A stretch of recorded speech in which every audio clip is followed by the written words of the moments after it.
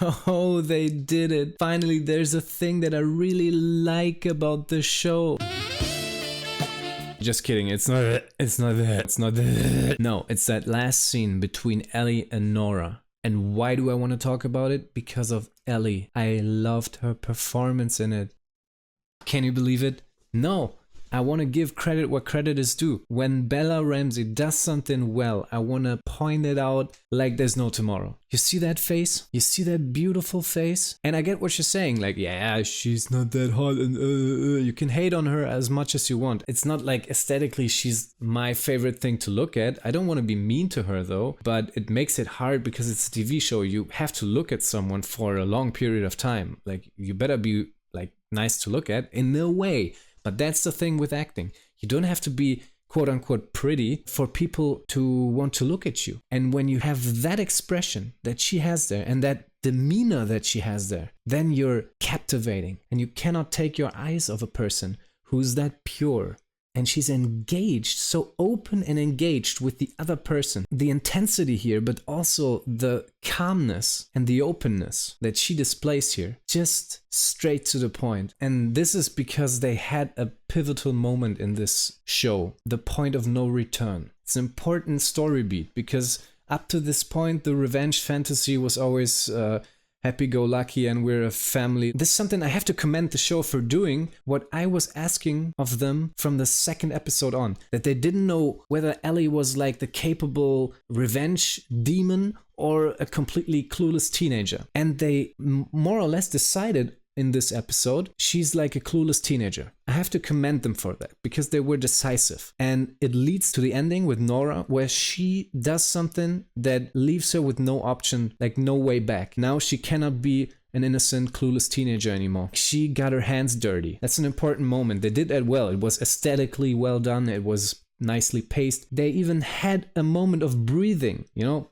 pun intended. They let things breathe and Ellie she had a sense of wonder. She was experiencing or discovering the spores. They introduced them now. And she was filled with astonishment and wonder and curiosity. And then she goes to look for Nora. And she had this calmness about her. Now, this is a little anecdote about acting, because obviously, like, I'm an actor. I had one colleague in particular, a very experienced actress, and she taught me a lesson. She said, hey, what I tell my young students or young colleagues, if you don't know what to play astonishment. Be surprised. One key thing of acting is the character thinks and he acts, and thinking and acting is going like it's one thing actually. When you think, you're constantly surprised or astonished by your own thoughts or by the conclusions. It's like digging in the dirt. You're not like just thinking like 2 and 2 is 4. You're like trying to dig out the dirty stuff. And that's a beautiful thing when you see it happening in real time. The tip was always, if you don't know what to do, just be amazed. It doesn't have to be exaggerated, you know, like not like, whoa, but you have to be like,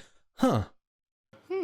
Wow, I never realized that about myself. Ellie does that. She's like curious. She's on the other person. She's on Nora. She's not trying to act. She's like, and what is happening now? And she's completely open. This is extremely, extremely nice to look at.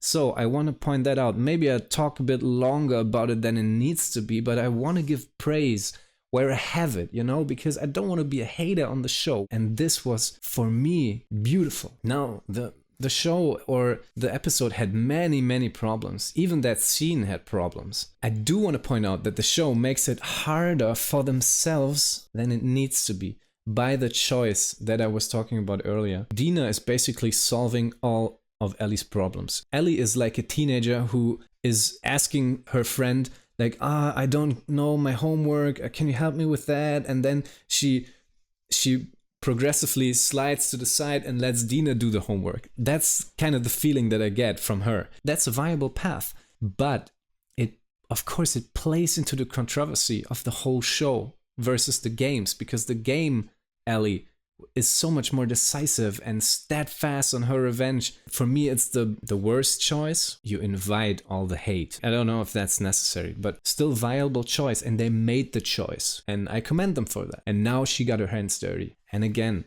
the set pieces. My God, the stalkers. It's so interesting. It was introduced in kind of a cool way, but also in this open space. They should have stayed in those corridors. Like, I don't know what's wrong with them. If they're afraid that it's too scary for the average viewer, they could make such an interesting cat and mouse game. This was my favorite scene in the whole game, Last of Us Part 2, when you're with Ellie and you get the first stalker encounters and you're in this office building going around those cubicles, and this was so exciting. And I mean, okay, I'm a scared little bitch when it comes to horror. I cannot take much, so for me it was scary, but in a cool way.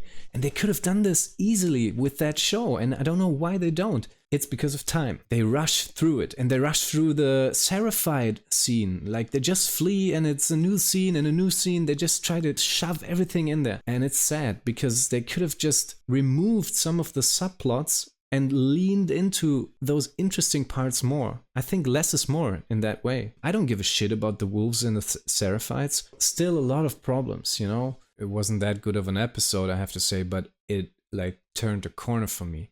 I saw something for the first time, something truly engaging, and that's worth a lot. That I really mean that. That's worth a lot. But the torture scene in the end also mishandled. The lead up was very intriguing. Good performance by Bella Ramsey. Like this was for me her showstopper moment. And then they ruin it by making the torture scene like make it almost stoic, like she just does, and afterwards she's shocked by it. That's the wonder part. Don't be like be like and then oh, more of that, why not? Do and then be shocked by yourself. How could I do that? That's the point of no return.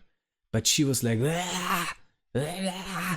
and it's like, look at the torture scene from Last of Us, the first game. This scene, I bet you already know what I'm talking about. If you played the games, you already know what I'm talking about. This scene always stuck with me. And it's just a little moment, just 1 second. And it's when Joel tortures a guy, wants to find out where Ellie is. And he's not like, he's just like, and he's like, the guy's like sinking. He's like, no, come up. No, talk to me. Hey, cool. I don't know no girl. Focus right here.